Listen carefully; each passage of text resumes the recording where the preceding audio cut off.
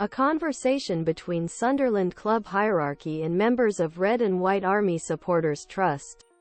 In newly refurbished Montgomery Suite at Stadium of Light, fans could ask their questions by writing them on a piece of paper, adding their name, and handing it out to volunteers.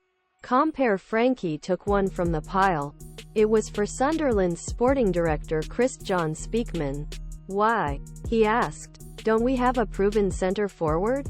Speakman looked visibly deflated, sighing half-jokingly. "It's a question he's been asked probably hundreds of times this year." There was no name on the paper. Looking across the audience, he asked who wrote the question and wanted to address them directly. A hand went up, then another and another. Soon, everyone in the room's hands shot up as the spirit of Spartacus began to take over. The mood was cheerful. Speakman laughed. He talked about how traditional center forwards do actually exist in same way and what kind of striker they are looking for. But he emphasized that the club will not transfer anyone who does meet criteria they are looking for. Youth was important, and that's fair enough.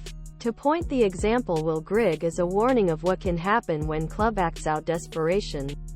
But the absence of a center forward is an obvious problem and will need to be resolved by whoever replaces Tony Mowbray, who was sacked on Monday.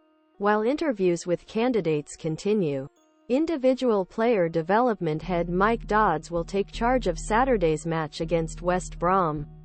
Sunderland have won 2 of their 8 games since the 40 defeat to Middlesbrough, which was shaped by Dan Neil's dismissal shortly before half-time. In the other 6 games, they took 66 shots, excluding penalties, and scored just 2 goals. It doesn't seem too far-fetched to suggest that if, say, Ross Stewart were still at the club and fit, he could have converted much more than that. That doesn't mean it's wrong to sell Stewart, who moved to Southampton for £8 million in the summer.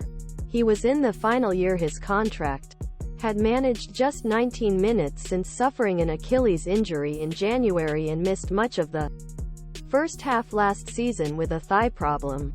Actually, the mistake wasn't to replace him.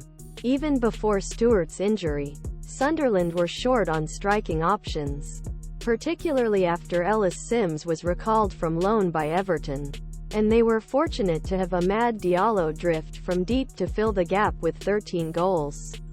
Ross Stewart celebrates after scoring in the 2022 playoff final. It wasn't wrong for the club sell him, but they had to buy someone else replace him. Marc Atkins However. Diallo returned to Manchester United at the end of the season, leaving Sunderland with 4 new signings: 20-year-old Mason Burstow, on loan from Chelsea, 25-year-old Ukrainian Nazariy Rusyn, who was injured due to injury, 20-year-old Luis Semedo from Portugal, and 18-year-old Spaniard Eliezer Mayenda. None of them have scored a goal yet. Sun.